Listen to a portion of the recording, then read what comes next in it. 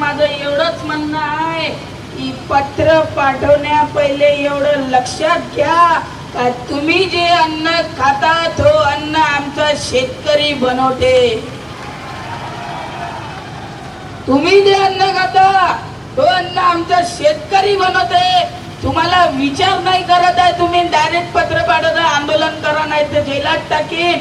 मला माहिती आहे हे मी बोलल्यानंतर माझा वाद होईल, तरी मला याची काही पर्वा नाही आहे।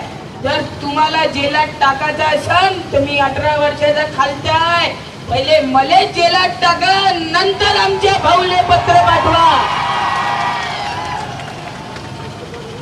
तुमच्यामध्ये जर वार करण्याची क्षमता असेल तर पहिली गोडी ह्या सोमकरदाराच्या छातीवर चालवा, नंतर बच्चू भाऊच्या छातीवर चालवा,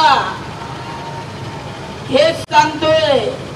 आणि हे 1500 रुपयाचा चॉकलेट देणारे जे लोक आहे, आश्वासन देणारे मुख्यमंत्री साहेब, तुम्हाला म्हणे कर्जमाफी देतो असं अंडी पाजली मार बटना दाबल्या तिथे जाऊ। हे पत्र बच्चू भाऊला आला। जर हे आपण एवढी एकी नसती आपली, घरी जर एखाद्या शेतकऱ्याचं पत्र आलं असता, शेतकरीने तर आत्महत्या करून गेले असते। न्यायाधीश साहेबांना पत्र पाठवलं, बापा बापा। अरे आता फाटली का कोणाची? फाटली का? काम नाही फाटली, एक झालो म्हणून ना। मग एवढ्या वर्षांपासून एवढ्या महिन्यांपासून बच्चू भाऊ का तुम्हाला इंग्लिश मध्ये सांगत होते का?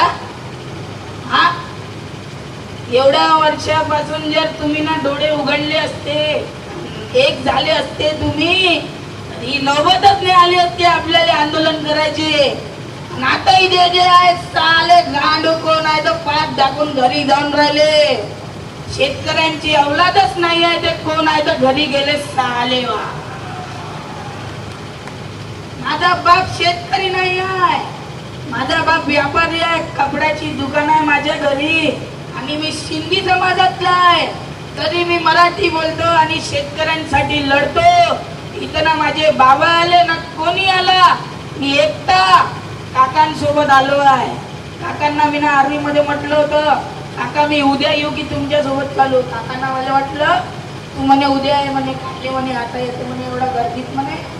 काकाले हो म्हटलं, तरी मग आपण पलटून गेलं नाही म्हटलं, पब्लिकला एक झाली आहे म्हटलं, आता साल्याले होऊनच द्यावा आरभार काय आहे तो। घरी गेलो, बॅग घेतली, कपडे भरले, डायरेक्ट आलो। काका आलो म्हटलं, शेतकरी की लढाई है, इसमें सबको एक होना पड़ेगा, सबको। आणि ते जाती वाटाचे भांडण करून आमच्या लोकांना फसवतात, असं करण्याने चालणार नाही आहे। तुम्ही का आम्हाला 1500 रुपयाला भीक देता? आम्ही ना, आम्हाला जर तुम्ही ना योग्य भाव दिला आमच्या मालाले, आम्हाला कर्जमाफी दिली, आम्ही शेतकरी लाडका भाऊ योजना काढू आणि सरकारले 2500 रुपये महिन्याची देऊ। ही शेतकऱ्यामध्ये क्षमता आहे, आणि शेतकरी कधी खोटा बोलत नाही म्हटलं। आणि हे आश्वासन तर आम्ही देतच नाही, आमच्या शेतकरी आश्वासनाच्या बरोबर राहिला, याच्यानंतर गलती नका करतो रे बाबा। सरकार लय भयानक आहे, तुमच्या कुठं म्हणते। आणि बॅनरवर मी न पाहिलं होतं इलेक्शनच्या वेळे, शब्दाचा पक्का माणूस, आणि तिथं बोर्डावर फोटो होता। हे शब्दाचा पक्का माणूस आहे बापा बापा, शेतकऱ्यांच्या हातभारा।